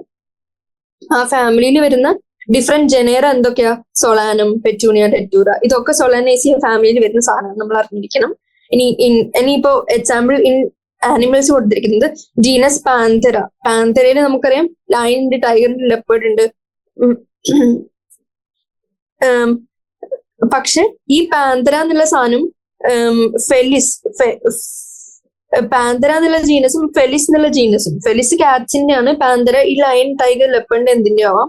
ഇത് രണ്ടും ഫാമിലി സെയിം ആണ്, ഫെലിഡയിലാണ് ഇട്ടിരിക്കുന്നത്. അപ്പൊ അവർക്കൊരു കോമൺ ഫാമിലി ഉണ്ട് എന്ന് മനസ്സിലാവും. അപ്പൊ അതിന്റെ അർത്ഥം എന്താ, അവർക്ക് ഏതൊക്കെയോ ലെവലിൽ സിമിലാരിറ്റീസ് ഉണ്ട്. പക്ഷെ ഏത് ലെവലിലെ സിമിലാരിറ്റി? ഫാമിലിയാണ് അവരുടെ സിമിലർ. ഫെലിഡേ എന്ന് പറഞ്ഞ ഫാമിലിയിലാണ് പാന്തര എന്നുള്ള ജീനസ് ആയാലും കാറ്റ്സിന്റെ ഫെലിസ് എന്നുള്ള ജീനസ് ആയാലും ഇട്ടിരിക്കുന്ന ഫെലിഡേ. അപ്പൊ അവരുടെ സെയിം സാധനം എന്താ, അവർ ഏത് ലെവലിലാണ് അവർ സെയിം ആവുന്നത് ചോദിച്ചാൽ ഫാമിലിയുടെ ലെവലിലാണ് സെയിം ആവുന്നത് പറയാം. കാരണം രണ്ടിനും കോമൺ ഫാമിലിയാണ് ഫെലിഡേ. ഇനി അടുത്തത് ഓർഡർ. ഇനി ഈ ഓർഡർ എന്താ? ഓർഡർ കുറച്ചും കൂടി ഒരു ഹൈ കാറ്റഗറി. ഇനി എന്താണ് ഓർഡർ? റിലേറ്റഡ് ഫാമിലീസ് ഒക്കെ കംപ്രൈസ് ചെയ്ത് ഒരു ഓർഡറിലേക്ക് നമുക്ക് കൊണ്ടുവരാം. Order being a higher category is the assemblage of families which exhibit a few similar characteristics. Assemblage of families, അതായത് നമുക്ക് മനസ്സിലായി ഫാമിലീസിന്റെ മേലെ വരുന്ന ഹയർ കാറ്റഗറിയാണ് ഓർഡർ. ഇനി എക്സാമ്പിൾ ഓഫ് പ്ലാന്റ് ഫാമിലീസ് എന്താ? കൺവോൾവുലേസിയെ, സോളനേസിയെ. ഇനി ഇത് ഏത് ഓർഡറിലാണ് വരുന്നത്? ഓർഡറാണ് അവരുടെ ഏത് ലെവൽ ഓഫ് ക്ലാസിഫിക്കേഷൻ ആണ് സെയിം. കൺവോൾവുലേസിയെ, സോളനേസിയെ ഏത് ലെവൽ ഓഫ് ക്ലാസിഫിക്കേഷൻ സെയിം. പോളിമോണിയാൽസ് എന്ന ക്ലാസിഫിക്കേഷൻ ആണ്. അത് എന്തിന്റെ ബേസിസിലാണ്? ഫ്ലോറൽ ക്യാരക്ടേഴ്സിന്റെ ബേസിസിലാണ്. അപ്പൊ അതും പഠിച്ചു വെക്കാം. ഇനി ആനിമൽ ഓർഡർ കാർണിവോറയിലാണ് ഫെലിഡേ ആയാലും കാനിഡേ ആയാലും. കാനിഡേ എന്ന് പറഞ്ഞാൽ ഡോഗിൻ്റെത്, ഫെലിഡേ എന്ന് പറഞ്ഞാൽ കാറ്റിന്റെ. രണ്ട് ഫാമിലിയും വരുന്നത് ഒരേ സെയിം ഓർഡർ, കാർണിവോറിന്റെ താഴെ. ഇനി അടുത്ത level class. This category includes related orders ഒക്കെ കൂടി ക്ലാസ്സിലേക്ക് വന്നു. ഫോർ എക്സാമ്പിൾ ഓർഡർ പ്രൈമേറ്റിൽ മങ്കി, ഗോറില്ല, ഗിബൺ, ഈ സാധനങ്ങളൊക്കെ ഓർഡർ പ്രൈമേറ്റിൽ വരുന്നതാ. ഇനി മങ്കി, ഗോറില്ല, ഗിബൺ വരുന്ന ക്ലാസ് എന്ന് പറഞ്ഞാൽ Mammalia, along with order Carnivora. Order primates, order Carnivora, class Mammalia. ഈ മങ്കി, ഗോറില്ല, ഗിബൺ അതിലെന്തൊക്കെയാണ് ഇൻക്ലൂഡ് ചെയ്യുന്നത് അത് നമുക്കൊരു വ്യക്തമായ അണ്ടർസ്റ്റാൻഡിങ് ഉണ്ടാവണം. ഇനി അടുത്തത് ഫൈലമിന്റെ എക്സാമ്പിൾ ചോദിക്കാം. ഫൈലം എന്തൊക്കെ ഫൈലം ആണ്? അത് നമ്മൾ കുറച്ചും കൂടി അഡ്വാൻസ് ചെയ്യുമ്പോൾ അടുത്തടുത്ത ചാപ്റ്റേഴ്സ് നമ്മൾ ഫൈലത്തിനെ കുറിച്ചും ഓരോ കിങ്ഡത്തിനെ കുറിച്ചും കൂടുതൽ പഠിക്കും, നമുക്ക് മനസ്സിലാവും ഫൈലത്തിന്റെ എക്സാമ്പിൾ എന്താണ്. ഇനി അടുത്ത sentence class with few similar characteristics are assigned to a higher category called division. നമുക്കറിയാം ഡിവിഷൻ എന്ന് പറയുന്നത് പ്ലാന്റ്സിന്റെ കേസിലാണ്, ആനിമൽസ് കേസിൽ ഫൈലം എന്ന് പറയും, അത്രേ ഉള്ളൂ. അപ്പൊ റിലേറ്റഡ് ക്ലാസ്സസ് അല്ലെങ്കിൽ class with few similar characteristics ആണ് ഡിവിഷൻ എന്ന് പറയുന്നത്. അപ്പൊ ഈ സൈഡിലുള്ള ഇത് ഭയങ്കര ഇമ്പോർട്ടന്റ് ആണ്. അത് എങ്ങനെയായാലും ഒരു ഓർഡർ തെറ്റാണ്ട് നമ്മൾ അറിഞ്ഞിരിക്കണം. അത് ബാക്കിലെ എക്സസൈസ് ക്വസ്റ്റ്യൻസിലും ഇത് കൊടുത്തിട്ടുണ്ട്. ഇനി കിങ്ഡമിന്റെ നമ്മൾ ആക്ച്വലി നമുക്ക് കോമൺലി അറിയാവുന്നത് കിങ്ഡം ആനിമേലി അറിയാം, കിങ്ഡം പ്ലാന്റ് അറിയാം. പക്ഷെ ഇത് രണ്ട് സാധനങ്ങളും നല്ല ഡിഫറെന്റ് ആണ്. അടുത്ത അണ്ടർസ്റ്റാൻഡിംഗ് എന്ന് വെച്ചാൽ നല്ല ബ്രോഡ് കാറ്റഗറീസ് ആണ്. കിങ്ഡം എന്ന് പറഞ്ഞാൽ നമ്മൾ ബേസിക് സ്പീഷീസ് ആണ്. സ്പീഷീസ് നമ്മൾ ജീനസ്, ഫാമിലി, ഓർഡർ, നമ്മൾ ഈ ഹൈറാർക്കിന്റെ മേലോട്ട് പോകുന്നോറും ഇപ്പൊ കിങ്ഡത്തിന് രണ്ട് എക്സാമ്പിൾ എടുക്കാൻ പറഞ്ഞാൽ നമുക്ക് ആനിമലി എടുക്കാം, പ്ലാന്റ് എടുക്കാം. പക്ഷെ നമ്മൾ എന്താ മനസ്സിലാക്കുക, ആനിമലിയും പ്ലാന്റിയും നല്ല ഡിഫറെന്റ് ആണ്. പക്ഷെ നമ്മൾ സ്പീഷീസ് ഒരേ സ്പീഷീസ് എടുക്കുകയാണെങ്കിൽ എന്താ അവര് നല്ല സിമിലാരിറ്റീസ് ഉണ്ട്. അപ്പൊ സിമിലാരിറ്റീസിന് സ്പീഷീസ് ടു കിങ്ഡം ആ ഹൈറാർക്കി ഓർഡറിൽ മേലോട്ട് പോകുമ്പോൾ നമുക്ക് മനസ്സിലാവും സിമിലാരിറ്റീസ് കുറഞ്ഞു വരിക. അതാണ് അടുത്ത പോയിന്റ് പറഞ്ഞിരിക്കുന്നത്. As we go higher from species to kingdom the number of common characteristics goes on decreasing. ആ ഡിക്രീസിങ് ഇമ്പോർട്ടൻ്റ് ആണ്. അപ്പൊ നമുക്ക് ചോദിക്കാം lower the taxa more are the characteristics that the members within the taxon share. ഒരു taxa എടുത്ത് നമ്മളിപ്പോ രണ്ട് tax compare ചെയ്യാൻ വെച്ചാൽ ക്ലാസ് എന്ന് പറഞ്ഞ ഒരു യൂണിറ്റ് ആണ്. ഇതൊരു സ്പെസിഫിക് ടാക്സ് ആണ്. ഫാമിലി പറയുന്നത് വേറൊരു ലെവലിലുള്ള വേറൊരു ടാക്സ് ആണ്. പക്ഷെ സെയിം ഫാമിലിയിലുള്ളതിനാണോ സെയിം ക്ലാസ്സിലുള്ളതിനാണോ കൂടുതൽ സിമിലാരിറ്റീസ് നമുക്ക് പറയാൻ പറ്റും. ലോവർ ദി ടാക്സ് ആണ് മോർ ക്യാരക്ടറിസ്റ്റിക് സിമിലർ ആയിട്ട് വരുന്നത്. അപ്പൊ നമുക്ക് മനസ്സിലാവും സെയിം ഫാമിലിയിൽ വരുന്ന ഓർഗാനിസംസ് ആണ് കുറച്ചും കൂടി സിമിലാരിറ്റീസ് കൂടുതൽ. ഇത്രയും മനസ്സിലാക്കി. ഇനി അടുത്തൊരു ഇമ്പോർട്ടന്റ് ടേബിൾ ആണ് ഈ NCERT കൊടുത്തിരിക്കുന്ന ടേബിൾ. ഇത് എങ്ങനെയായാലും ഏത് രീതി തന്നാലും ആൻസർ ചെയ്യാനുള്ള എങ്ങനെ എന്ത് ന്യൂമോണിക്സോ എന്ത് വെച്ചാണെങ്കിലും, പക്ഷെ നമ്മൾ ചോദിച്ചാൽ ഇപ്പോ സ്പെസിഫിക്കലി ചോദിക്കാൻ ചിലപ്പോ ഹൗസ് ഫ്ലൈന്റെ ഓർഡർ എന്താ, ആകെ 4 കൊടുത്തില്ല. അപ്പൊ 4 പഠിക്കുന്നതിന് വലിയ ഡിഫിക്കൽട്ടി ഒന്നുമില്ല. അപ്പൊ ഹൗസ് ഫ്ലൈന്റെ ഓർഡർ എന്താ ഡിപ്റ്റ് ചെയ്യാം. അത് അങ്ങോട്ടും ഇങ്ങോട്ടും മാറ്റിയിട്ടോ ഇത് which one of the following is correct which is wrong എന്ന് പറഞ്ഞാൽ ചോദിക്കാൻ സാധ്യതയുണ്ട്. അപ്പൊ ഈ ടേബിള് ഭയങ്കര ഇമ്പോർട്ടന്റ് ആണ്. ഇതെന്തായാലും ബൈ ഹാർട്ട് ചെയ്തിരിക്കണം. ഇനി സമ്മറിയിൽ വലിയ ഇമ്പോർട്ടന്റ് ആയിട്ട് എനിക്ക് പ്രത്യേകിച്ച് ഒന്നും തോന്നിയില്ല. ഉള്ളിൽ കൊടുത്തിരിക്കുന്ന സാധനങ്ങൾ തന്നെയാണ്. പക്ഷെ സമ്മറി നമ്മൾ ആക്ച്വലി സ്കിപ്പ് ചെയ്യരുത്. ഏറ്റവും പറ്റുന്നതായിട്ട് സമ്മറി നമ്മൾ ഇതുവരെ പഠിച്ച സാധനം തന്നെയായിരിക്കും നമ്മൾ സ്കിപ്പ് ചെയ്യാൻ ചാൻസ് ഉണ്ട്. പക്ഷെ സമ്മറിയിൽ കൂടെ പോയി എന്തെങ്കിലും ഇമ്പോർട്ടന്റ് ഉണ്ടെങ്കിൽ അത് അണ്ടർലൈൻ ചെയ്ത് ഇമ്പോർട്ടന്റ് ആണെന്ന് വെച്ച് പഠിച്ചു വെക്കാം. ഇനി എക്സസൈസ് കൊടുത്തിട്ടുണ്ട്. ഇതിപ്പോ ഞാൻ ആക്ച്വലി ചാപ്റ്ററിന്റെ ഒരു ബ്രീഫ് ഡിസ്കഷൻ ചെയ്തിട്ടുണ്ട്. എന്ന് വെച്ചാൽ ഒരു വേഗ് ഡിസ്കഷൻ, ഒരു 1 ടൈം ലുക്കിൽ ഒരു 1 hour എങ്ങനെ ഈ ചാപ്റ്റർ ബ്രീഫ് ചെയ്യാം അങ്ങനെ ഞാൻ കൊടുത്തിട്ടുണ്ട്. അതാണ് ഞാൻ ജസ്റ്റ് ഒന്ന് പറഞ്ഞു പോയിട്ടുള്ളത്. പിന്നെ എങ്ങനെയൊക്കെ ക്വസ്റ്റ്യൻസ് വരാം, നിങ്ങൾ ഇങ്ങനെ ചിന്തിച്ചിട്ടുണ്ടാവില്ല, ചിലപ്പോ ഇങ്ങനെ വരാം, അങ്ങനത്തെ ഒരു ഇൻസൈറ്റ് ഞാൻ തരാൻ ശ്രമിച്ചിട്ടുണ്ട്. ഇനി നമുക്ക് എക്സസൈസിലേക്ക് പോകാം. First question, why are living organisms classified? അതിന്റെ ആൻസർ ഞാൻ പ്രിപ്പയർ ചെയ്ത് വെച്ചിട്ടുണ്ട്. അതിന്റെ ആൻസർ ഞാൻ അണ്ടർസ്റ്റാൻഡബിൾ ആണ് ഓൾറെഡി പഠിപ്പിച്ചതാണ്. എന്നാലും ജസ്റ്റ് കൺവീനിയൻസിന് വേണ്ടി ഞാൻ ആൻസർ ഒന്നും കൂടി വായിക്കാം. Large variety of plants, animals and microbes R found on earth. ഈ എല്ലാ ലിവിങ് ഓർഗാനിസംസിനും ഡിഫറൻസ് സൈസ് ആവാം, ഷേപ്പ് ആവാം, കളർ ആവാം, ഹാബിറ്ററ്റ് ആവാം, വേറെ ക്യാരക്ടറിസ്റ്റിക്സ് ആവാം. അപ്പൊ മില്യൺസ് ഓഫ് ലിവിങ് ഓർഗാനിസംസ് ഉണ്ട് എർത്തിൽ. പിന്നെ പോരാത്തതിന് പുതിയതിനെ ഐഡന്റിഫൈ ചെയ്തുകൊണ്ടും വരുന്നുണ്ട്. അപ്പോൾ scientist have devised mechanisms to classify all living organisms. These methods of classification are based on rules and principles that allow identification, nomenclature, and finally classification of an organism. Based on resemblances and distinct differences, each organism is identified and assigned a correct scientific or biological name comprising of 2 words as per the binomial system of nomenclature. Based on certain principles, once an organism identified as an insect, it will be given a scientific name and then grouped with other similar organisms. Thus, various groups or taxon include organisms based on the similarity and differences. Therefore, biological classification helps in revealing the relationship between various organisms and also in making the study of these organisms easy and organized. Okay. അപ്പൊ ആ ക്വസ്റ്റിന്റെ answer ഞാൻ already തന്നിട്ടുണ്ട്. എന്തുകൊണ്ടാണ് living organism classify ചെയ്യുന്നത്? ഇത്രയധികം living organisms ഉണ്ട് വേൾഡില്. ഇതിനെ scientist classify ചെയ്യാൻ ഉദ്ദേശിക്കുമ്പോൾ തന്നെ അവർക്ക് എന്തെങ്കിലും ഒരു സ്റ്റാൻഡർഡൈസ്ഡ് നെയിം കൊടുക്കണം, standardised mode of identification, description of features, characterisation of features കൊടുക്കണം. ഇങ്ങനെയൊക്കെ കൊടുത്തിട്ട് എന്തിനാ നമ്മൾ ഓരോ ഓർഗാനിസത്തിനെ കുറിച്ച് പഠിക്കും, അതിന്റെ ഓരോന്നിനെ കുറിച്ചും ഡിഫറെന്റ്ലി പഠിക്കുന്നതും കമ്പയർ ചെയ്ത് പഠിക്കുന്ന ഡിഫറൻസസ് ഉണ്ട്. കമ്പയർ ചെയ്ത് പഠിക്കുമ്പോൾ നമുക്ക് കുറച്ചും കൂടെ ഒരു ഇന്നർ ഇൻസൈറ്റ് ആണ് കിട്ടുന്നത്. അങ്ങനെ കമ്പയർ ചെയ്ത് പഠിക്കുമ്പോൾ ഇതിന്റെ സിമിലാരിറ്റീസ് എന്താ, ഡിഫറൻസ് എന്താ മനസ്സിലാക്കും. നമ്മൾ ഇതിനോട് എത്ര സിമിലർ ആണ്, എത്ര ഡിഫറെന്റ് ആണെന്നുള്ളത് ആ ഡെപ്ത് ഓഫ് അണ്ടർസ്റ്റാൻഡിങ് കൂടും. അങ്ങനെ നമുക്ക് റിവീൽ ചെയ്യാൻ പറ്റും എന്ത് relationship between various organisms and also in making the study of this organism easy and organised ആവാൻ ഹെൽപ്പ് ചെയ്യും. അതാണ് ഫസ്റ്റ് ക്വസ്റ്റ്യൻ. രണ്ടാമത്തെ, why are the classification systems changing every now and then? അതിന്റെ ആൻസർ കൊടുത്തിട്ടുണ്ട്. Millions of plants, animals and microorganisms are found on earth. Many of these have been identified by the scientists, while many new species are still being discovered around the world.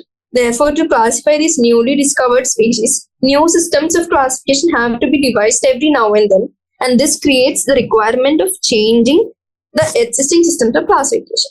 അതായത് പുതിയത് കണ്ടുപിടിക്കുന്നതനുസരിച്ച് നമുക്ക് വിചാരിക്കും, ഓ ഇതിനെ classify ചെയ്യാൻ നമുക്കൊരു mode of ഹെഡിങ്ങോ അല്ലെങ്കിൽ ഒരു നമുക്കൊരു ഇതിന്റെ ക്രൈറ്റീരിയ നമ്മൾ ഇതുവരെ ഡിഫൈൻ ചെയ്തിട്ടില്ല. അപ്പൊ അതിനൊരു പുതിയൊരു ക്രൈറ്റീരിയ നമ്മൾ ഡിവൈസ് ചെയ്യേണ്ട ആവശ്യം വരുമ്പോൾ നമ്മൾ ക്ലാസിഫിക്കേഷൻ എന്തിന്റെ ബേസിൽ ക്ലാസിഫിക്കേഷൻ എന്നുള്ള നമ്മൾ മാറിക്കൊണ്ടേയിരിക്കും. അപ്പോൾ ന്യൂ സിസ്റ്റംസ് ഓഫ് ക്ലാസിഫിക്കേഷൻ അതിനനുസരിച്ച് ഡിവൈസ് ചെയ്തുകൊണ്ടിരിക്കും. ഇനി അടുത്ത question, what different criteria would you choose to classify people that you meet often? അതൊരു ജനറൽ ക്വസ്റ്റ്യൻ ആണ്. നിങ്ങൾക്ക് എന്ത് എക്സാമ്പിൾ വെച്ചും ആൻസർ ചെയ്യാൻ പറ്റുന്ന ക്വസ്റ്റ്യൻ ആണ്. ഇപ്പൊ ഒരു എക്സാമ്പിൾ എടുക്കാണ്. ഇപ്പൊ നിങ്ങളുടെ ഒരു ക്ലാസ് എടുക്കുക. നിങ്ങളൊരു ക്ലാസ് എടുക്കുമ്പോൾ ഒരു 40 സ്റ്റുഡൻസ് ഉള്ള ക്ലാസ്സിൽ നമ്മൾ ബേസിക് ക്ലാസിഫൈ ചെയ്യാന്ന് വെച്ചാൽ നമ്മൾ ഒറ്റ നോട്ടത്തിൽ നമുക്ക് ക്ലാസിഫൈ ചെയ്യാൻ പറ്റുന്ന എങ്ങനെയാ? ചിലപ്പോൾ ബോയ്സ് ആയിട്ടും ക്ലാസിഫൈ ചെയ്യാം, ഗേൾസ് ആയിട്ടും ക്ലാസിഫൈ ചെയ്യാം. ഇനി നമ്മൾ എല്ലാവരുടെയും നെയിം ചെയ്യും. ഇങ്ങനെ നെയിം ചെയ്ത് വരുമ്പോൾ ഒരു ബോയിന്റെ പേര് എ എന്ന് വിചാരിച്ചോ, വേറെ ബോയിന്റെ പേര് ബി എന്ന് വിചാരിച്ചോ. ഇനിയിപ്പോ നമ്മളിങ്ങനെ വരുമ്പോ രണ്ട് ബോയ്സിന് എ എന്ന് പറഞ്ഞ പേര് വെക്കും. അതായത് എ എന്ന് പറഞ്ഞ ഫസ്റ്റ് നെയിം വന്നു. അപ്പൊ നമ്മൾ വിചാരിക്കും ഇനി ഇവരെ എങ്ങനെ ക്ലാസിഫൈ ചെയ്യാൻ പറ്റും? ഇനി വേറെ എന്തെങ്കിലും മെത്തേഡ് ഉണ്ടോ ഇവരെ ക്ലാസിഫൈ ചെയ്യാൻ? കാരണം 40 സ്റ്റുഡൻസിൽ ബോയ് ആണ് രണ്ടുപേരും, എ എന്ന് വെച്ചാണ് ഫസ്റ്റ് നെയിം തുടങ്ങുന്നത്. അപ്പൊ നമ്മൾ ഇനി എങ്ങനെ ഇവരെ ഡിഫറൻഷിയേറ്റ് ചെയ്യാൻ പറ്റുക, അല്ലെങ്കിൽ എങ്ങനെ ഇവരെ ഐഡന്റിഫൈ അല്ലെങ്കിൽ കമ്പയർ ചെയ്യാൻ പറ്റുക? ഇനി അവരുടെ സർനെയിം വെച്ച് ഈസിലി കമ്പയർ ചെയ്യാം. അപ്പൊ സർനെയിം എന്റെ സർനെയിം എ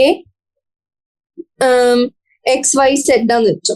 പക്ഷെ വേറൊരാൾക്ക് സെയിം സർനെയിം എന്തായാലും ഉണ്ടാവില്ലല്ലോ. വേറെ സ്റ്റുഡന്റിന് അവരുടെ എന്തായാലും അത് ഡിഫറെന്റ് ആയിരിക്കും. അപ്പൊ അടുത്ത മറ്റേ സെയിം എക്ക് തന്നെ വേറെ സർനെയിം ആണ് നമുക്ക് മനസ്സിലാവും. ABC എന്നാണ് സർനെയിം വെച്ച് മനസ്സിലാക്കാം. ഇനി ഇൻ കേസ് ഇനി സർനെയിമും സെയിം ആവാൻ ചാൻസ് ഇല്ല. ഇനി ഇൻ കേസ് അതും സെയിം ആയെന്ന് വെച്ച് നമ്മൾ ഓരോ ഇൻഡിവിജ്വൽസിന് ഓരോ റോൾ നമ്പേഴ്സ് അസൈൻ ചെയ്തിട്ടുണ്ടാവല്ലോ. അപ്പൊ നമുക്ക് മനസ്സിലാവും റോൾ നമ്പേഴ്സ് എന്തായാലും ഒരാൾക്ക് ഇറ്റ്സ് വെരി വെരി സ്പെസിഫിക്. ഒരാൾക്ക് ഒരു റോൾ നമ്പർ മാത്രമേ ഉള്ളൂ, അത് വേറൊരാൾക്ക് ഉണ്ടാവില്ല. അപ്പൊ നമുക്ക് മനസ്സിലാവും ഇനിയിപ്പോ സർനെയിംസ് സെയിം ആണെന്നുണ്ടെങ്കിൽ അവർ നമ്മൾ റോൾ നമ്പേഴ്സ് വെച്ച് നമ്മൾ അവരെ ഐഡന്റിഫൈ അല്ലെങ്കിൽ കോൾ ഔട്ട് ചെയ്യാൻ പറ്റും. അപ്പൊ അതൊരു അതിന്റെ ആൻസറും ഞാനിവിടെ എഴുതി വെച്ചിട്ടുണ്ട്. Consider class of 40 students. ഇനി ക്ലാസിഫിക്കേഷൻ ചെയ്യുമ്പോൾ ബേസ് ഓഫ് ഇത് ഒരു മിസ്റ്റേക്ക് പറ്റുന്നു. സക്സസ് ഓഫ് സ്റ്റുഡൻസ് അല്ല, classification on the base of gender. And the classification result in 2 groups, boys and girls. Each of these 2 groups can be further classified on the basis of names of students.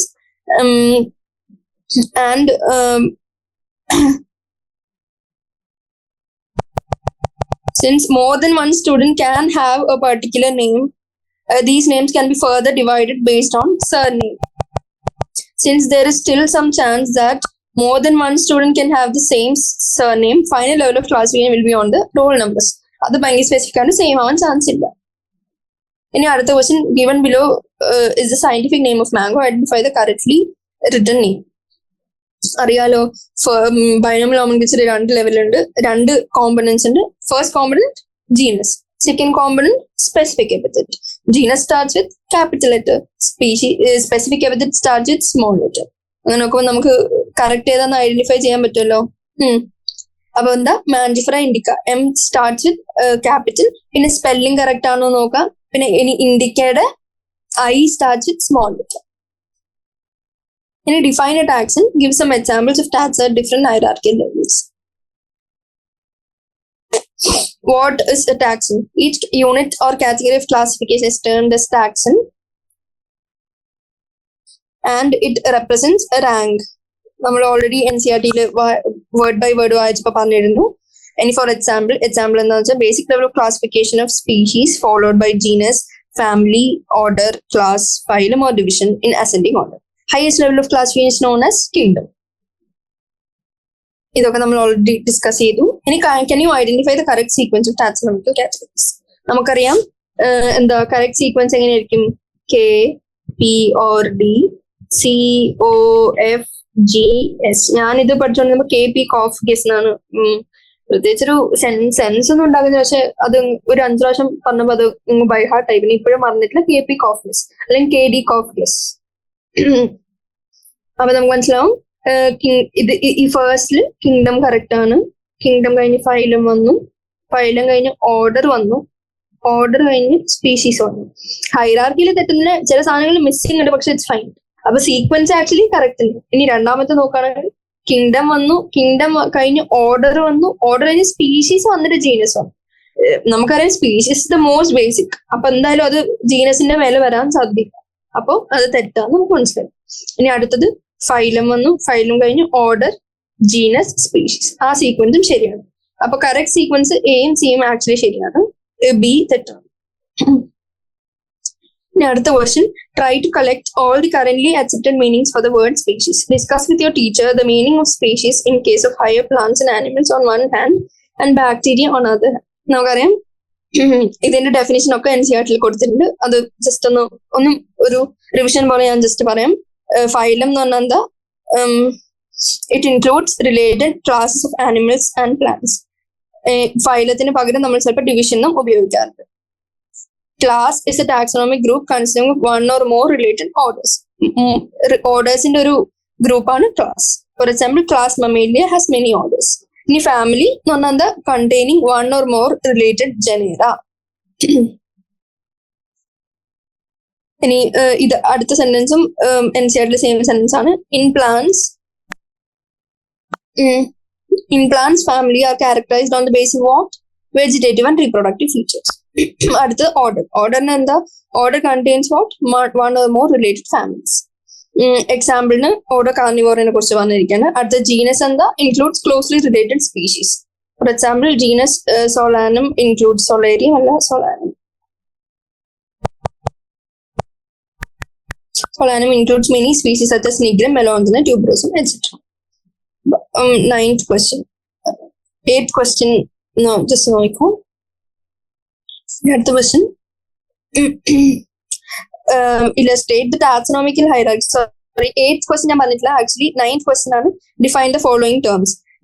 8th question, try to collect all the currently accepted meanings for the word species. അതൊരു just vague question ആണ്. നമ്മൾ already പറഞ്ഞു സ്പീഷീസിന്റെ definition എങ്ങനെയാണ്. നല്ല similarities വേണം, അവർക്ക് interbreed ചെയ്യാൻ പറ്റണം. അങ്ങനത്തെ ക്യാരക്ടറിസ്റ്റിക്സ് ഉള്ള ആനിമൽസിനെ വിത്ത് അറ്റ്മോസ്റ്റ് സിമിലാരിറ്റീസ് ആണ് സ്പീഷീസ് എന്ന് പറഞ്ഞു. സ്പീഷീസ് എന്ന് പറഞ്ഞ് ഒരേ സ്പീഷീസിൽ ഉണ്ടിരിക്കുന്ന അതിന്റെ എക്സാമ്പിൾ നമ്മൾ പഠിച്ചാണ്. സ്പീഷീസിന്റെ ഒരേ ജീനസിൽ തന്നെ പല സ്പീഷീസ് വരാം, പക്ഷെ ബേസിക് ഡിഫറൻസസ് കൂടുമ്പോൾ വേറെ വേറെ സ്പീഷീസിലേക്കായിട്ട് അവർ ക്ലാസിഫൈ ചെയ്തു. ഇനി 9th ക്വസ്റ്റ്യൻ നമ്മൾ ഡിഫൈൻ ചെയ്തു, ഈ ടേംസ് ഒക്കെ ഡിഫൈൻ ചെയ്തു. ഇനി 10th question, illustrate taxonomical hierarchy with suitable examples of A plant and an animal. ഓരോ പ്ലാന്റിനെയോ അല്ലെങ്കിൽ ഒരു ആനിമലിനെ എടുത്ത് ടാക്സോണമിക്കൽ ഹൈറാർക്കി ഡിഫൈൻ ചെയ്യാം. ഞാനിവിടെ എടുത്തിരിക്കുന്ന എക്സാമ്പിൾ സൊളാനം മെലോഞ്ചന, അത് ബ്രിഞ്ചോൾ ആണ്. അതാണ് പ്ലാന്റിന് വേണ്ടി എടുത്തിരിക്കുന്നത്. അപ്പോ കിങ്ഡം എന്താ? കിങ്ഡം പ്ലാന്റ് ആണ്. ഇങ്ങനെ നിങ്ങൾ ഇതിൽ കൊടുത്തിരിക്കുന്ന ഹൗസ് ഫ്ലൈ, അങ്ങനെ മാംഗോ, അങ്ങനെ 4 കൊടുത്തത് അത് ഓൾറെഡി പഠിച്ചിരിക്കണം. അത് കൂടാണ്ടൊരു പുറത്തുനിന്ന് ഞാനൊരു 2 എക്സസൈസ് ജസ്റ്റ് ഇട്ടുന്നേ ഉള്ളൂ. ഇനി ഇൻ കേസ് വന്നാലും നിങ്ങൾക്ക് അറിഞ്ഞിരിക്കാൻ. കിങ്ഡം പ്ലാന്റ് ആണ്, ഡിവിഷൻ ആൻജിയോസ്പെർമയാണ്, ക്ലാസ് ഡൈക്കോട്ടിലിഡന്, ഇത് order Solanales, family Solanaceae, genus Solanum, species melongena. അതേപോലെ ഡോഗിനെയാണ് ഞാനിവിടെ എക്സാമ്പിൾ ആയിട്ട് എടുത്തിരിക്കുന്നത്. അതിന്റെ ഓരോ ഓർഡർ കിങ്ഡം ആനിമേലിയ വരും. ഇനി ഫൈലം ഏത് വരും? കോഡേറ്റ. Class Mammalia, order Carnivora, family ഏത്? Canidae, genus Canis, species familiaris. അപ്പോൾ എക്സസൈസും നമ്മൾ ഓൾമോസ്റ്റ് എല്ലാം ഡിസ്കസ് ചെയ്തു. ഇതാണ് ഒരു ഫസ്റ്റ് ലുക്കിൽ ഇത്രയും കാര്യങ്ങളാണ് എനിക്ക് ലിവിങ് വേൾഡ് എന്നുള്ള ചാപ്റ്ററിനെ പറ്റിയും അതിന്റെ ഫസ്റ്റ് സ്റ്റാർട്ടിങ്ങിന് കൊടുത്ത സയന്റിസ്റ്റിനെ പറ്റിയും ഒക്കെ പറയാനുള്ളത്. ഗിവൺ ടൈം ലിമിറ്റിൽ ഞാൻ പറ്റുന്നത് പോലെ ചെയ്തെന്നാണ് എനിക്ക് തോന്നുന്നത്. That ends our discussion.